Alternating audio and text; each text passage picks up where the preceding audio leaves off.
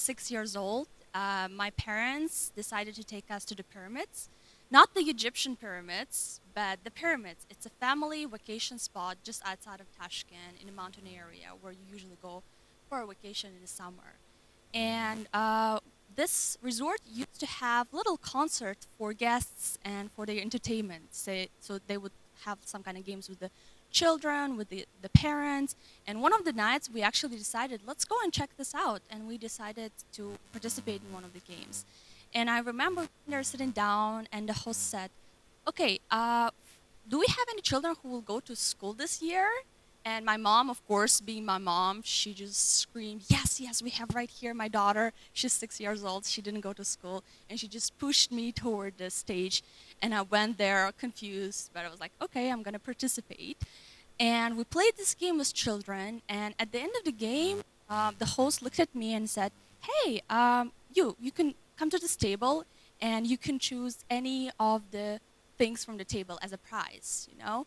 And he just showed me the table, and there we had around 5 or 6 almost identical backpacks. So they were almost identical, very similar, just different colors. And he said, yeah, you can go ahead and choose one of them. And what you expect usually is that I'm gonna go there, I'm gonna grab one, and I'm gonna run to my mom all happy with a new backpack. That's what you expect. But what actually happened is that I just stood there on stage and I was like looking around and I started panicking. I was panicking because I couldn't decide. I didn't know which backpack because they're almost the same. They're very similar. The design is good. The fabric is fine. And I was just panicking. And I looked at the host and I said, I'm sorry. I already go to school. And I just ran to my mom. And everybody just started laughing. And that's just a funny story from my childhood that my mom likes to tell people, just to embarrass me. But if you think about the situation a little bit, if you think back, what really happened? Why I couldn't decide? Why was it so hard to make the decision? Well, I couldn't decide because when I was faced with 5 almost identical backpacks, I didn't know which one to choose. I didn't know which one the best because there were too many options. If I had one backpack, maybe I would just be happy and just go and run with it. But I was stressed and overwhelmed with options. And this phenomenon is actually called the paradox of choice, meaning having overwhelming, just stressful feeling when you are too many emotions, options, right? And I am clearly not alone because research says that there are about 34,000 decisions that an average adult makes in a day. Can you imagine 34,000 decisions? It means that's about roughly 2,000 decisions in an hour that we make. And this can be very overwhelming, of course. And the science is clear. The science is clear about that if you have more options, it becomes harder to make that final one because our brain always thinks, what is the safest option? What is the best option, most efficient? What is the perfect option for me that benefits me? And while the brain thinks that, we actually have a decision-making limit. We cannot make that many decisions. And that's why you get to the stage where you're overwhelmed and stressed with all these options. And as we develop as a society, as human beings, we have all these scientific, technological, and social advances, right? And because of that, we have more development, more progress, and consequently, we have more options than ever before, than our parents, that our grandparents did in the previous generations. You can take going to the store as an example, right? So what would happen if you went to the store like 10, 20 years ago, if you remember you were little, or your parents? You would go, let's say, to get some milk, right? You would go to the dairy section and try to get some milk. And you would just go into the store, go to the section, get the milk, and check out. That was like 10, 20 years ago.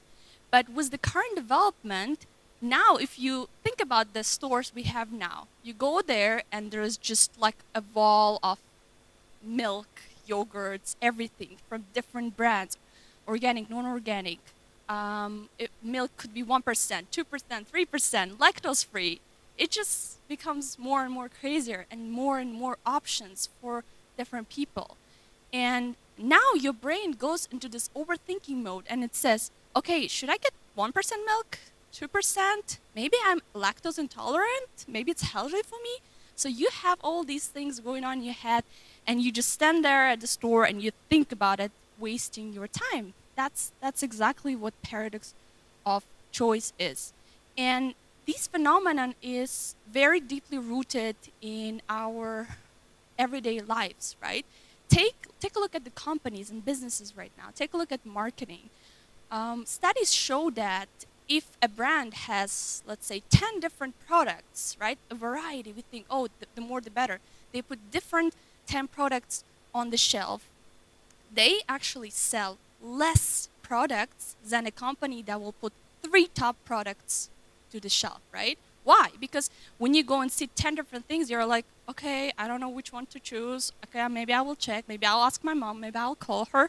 But if you have like 3 options, you just pick one of them. That's easier for you because it narrows down and it eliminates and makes it easier for you to make the decision.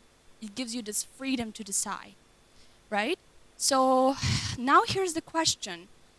What does this phenomenon, paradox of choice, then tells us about human behavior, about our decision-making process?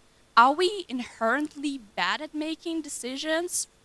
Are we bad at, choosing from different options? Well, the answer is mixed. It's yes and no.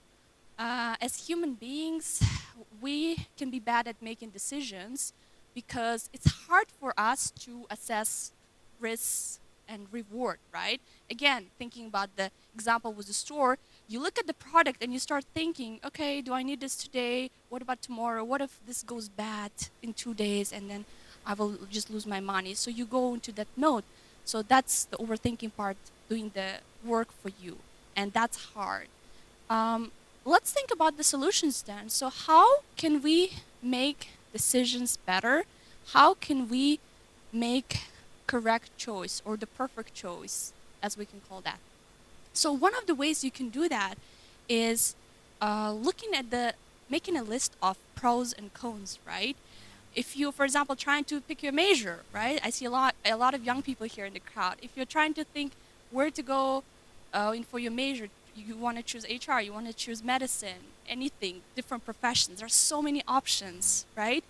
You can start off by doing a list of pros and cons, what is good about this profession, what is bad about this profession, and this helps you to eliminate 1, 2, 3 options. And you are already faced with like top 3 or top 5, and that's already easier for you to decide. Another way could be removing yourself from the situation, just as I just left the stage in my childhood story. And also, don't forget that making these bad decisions can be also useful for you. As the more you make these decisions that you think that are bad for you, you learn something positive from it. You learn something from the consequences. You learn how to structure your decision-making process, and you learn how to decide. But ultimately, you always make the choice that is best for you in your situation, in your life, and according to the way you live and you think. So hopefully next time you are faced with a very hard decision or with way too many options, you will know what to do. Thank you.